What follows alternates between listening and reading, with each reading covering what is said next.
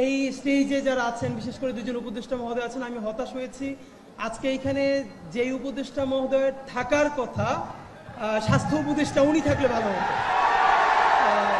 তো আমি জানি না স্বাস্থ্য উপদেষ্টা, উনি তো মানুষ ভালো, কিন্তু উনি অসুস্থ, তো উনি পুরো জাতির স্বাস্থ্য কি করে ঠিক করবেন? তো মানে কষ্টের ব্যাপার হলো যে আজকেও আমাদেরকে সকালে খুব বোল্ড হয়ে বলতে হয় যে ঢাকা মেডিকেলের মর্গে যে 6টা লাশ এখনো শহীদদের পড়ে আছে, সেটা 5 তারিখের আগে রাষ্ট্রীয় সম্মাননায় দাফন করতে হবে, নইলে আমরা আবার এই ঘেরাও করব। তারপর সরকার থেকে জানানো হয় যে 4 তারিখে সেটা করা হবে। রায়েরবাগে যে প্রায় 1.5 শতাধিক, আমরা বলছি বেওয়ারিশ লাশ, আসলে কি তারা বেওয়ারিশ? এই শহীদদের বাবা আছে, মা আছে, ভাই আছে, বোন আছে। আমরা শতবার সেখানে গিয়ে বলেছি যে তাদেরকে তুলে ডিএনএ স্যাম্পলিং করে সারা বাংলাদেশে আহ্বান জানানো হোক। কোন বাবা, কোন মা, কোন সন্তান তার পরিবারের এই লোকটার জন্য তাকিয়ে আছে, তারা ডিএনএ স্যাম্পলিং করে অন্তত বুঝুক। আমরা একটা পরিবার এমন পেয়েছিলাম, জাহিদও ছিল, ওকে আমরা পরে নাম্বার দিয়েছিলাম তাকে ইন্টারভিউ করবার জন্য। আমরা ইনকিলাব মঞ্চ থেকে সর্বপ্রথম যখন সেইখানে বেওয়ারিশ লাশের ওখানে কবর জিয়ারত করতে যাই, তারপরে গিয়ে দেখি যে শহীদ মাহিন, ট্রাক চালক, 28 বছর বয়স, শহীদ মাহিনের মা আর তার স্ত্রী ছোট্ট একটা পাসপোর্ট সাইজের ছবি নিয়ে সব জায়গায় ঘুরছে। সর্বশেষ সে আঞ্জুমান মুফিদুল ইসলাম থেকে জেনেছে যে এই রায়েরবাগ যে কবরস্থান, সেখানে গণকবরের মধ্যে তার সন্তানের দাফন দেওয়া হয়েছে, কিন্তু তখন তার স্ত্রী সন্তান সম্ভবা। তো মাহিনের মা বলছে যে বাবা, আমি চাই যে আমার যে নাতিটা দুনিয়া আসবে, ও যেন ওর বাবার কবরের পাশে দাঁড়িয়ে কোনোদিন মনোজাত করতে পারে, আমার বাবা দেশের জন্য জান দিছিল, আমি তো জানি না আমার সন্তানের লাশ এখানে কোথায় আছে।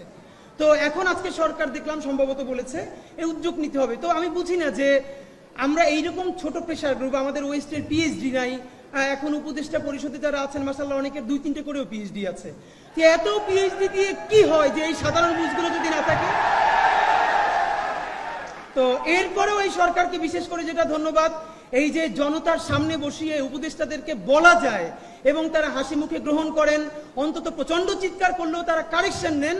এর মানে হলো জুলাইয়ের মধ্য দিয়ে এই যে নাগরিক প্রশ্ন করা শিখেছে, এই প্রশ্ন আমাদেরকে জারি রাখতেই হবে। এখানে বিএনপির প্রতিনিধি আছেন, অন্যান্য পার্টির সকল প্রতিনিধি আছেন, আপনাদেরকে বিনীত অনুরোধ করি, আপনারা যদি মনে করেন যে জুলাইয়ে ছেলে মেয়েদেরকে নামিয়েছেন, হাসিনা পালিয়ে গেছে, ক্ষমতা এবার আপনাদের হাতে এসেছে, এখন আর এই বাচ্চাদেরকে কথা বলতে দেওয়া যাবে না বা হবে না, এই চিন্তা যদি করেন, আল্লাহর ওয়াস্তে তওবা করেন। বাচ্চাদের জবান যদি বন্ধ করতে চান, আওয়ামী লীগের মতো আপনাদের জবানও বন্ধ হয়ে যাবে, মনে রাখবেন। আমি অবাক, আমাদের এই যে ফাইয়াজ আসলো মাত্র, এইসব ইন্টারের বাচ্চারা তারা বলছে যে ফ্যাসিবাদকে আর ফিরতে দেওয়া হবে না।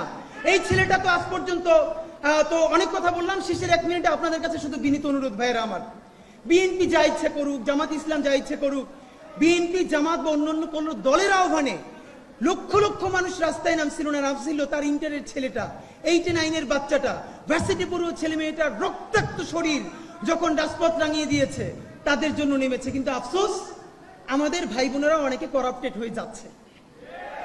আমি কোনোভাবে ভেবে পাই না আমার যেই ভাই 400 টাকা 500 টাকার টি শার্ট পরতে 1 বছর আগে, সে এখন 5000 টাকার টি শার্ট কোত্থেকে পরে?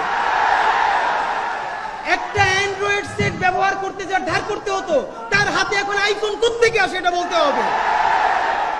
সুতরাং বিএনপি যদি চাঁদাবাজি করে, জামাত যদি করে, তাদের বিরুদ্ধে আমরা বলবো, এর মানে এই না এই জুলাইকে যদি কেউ বিক্রি করে দিয়া নতুন বাইক কেনে, আইফোন চালায়, ফ্ল্যাট কেনে, তারে আমরা ছাইড়ে দেওয়ার মালিকানা দেই না। সুতরাং এই নতুন বাংলাদেশের রাজনীতি হবে শতভাগ সততা এবং ইনসাফের রাজনীতি।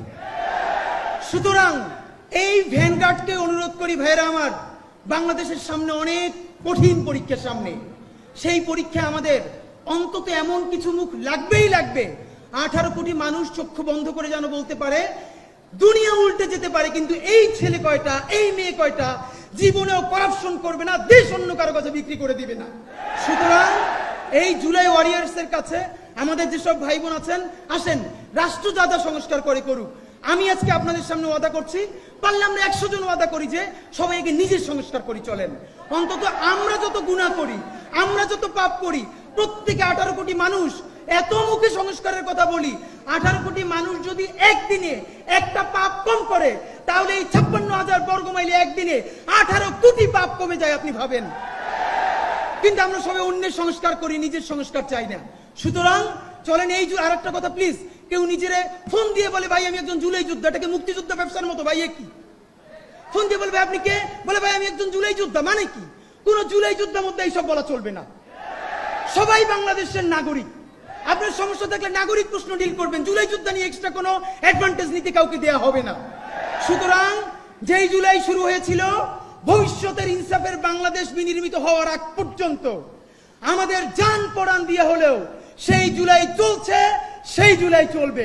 বাংলাদেশ জিন্দাবাদ, ইনকিলাব জিন্দাবাদ।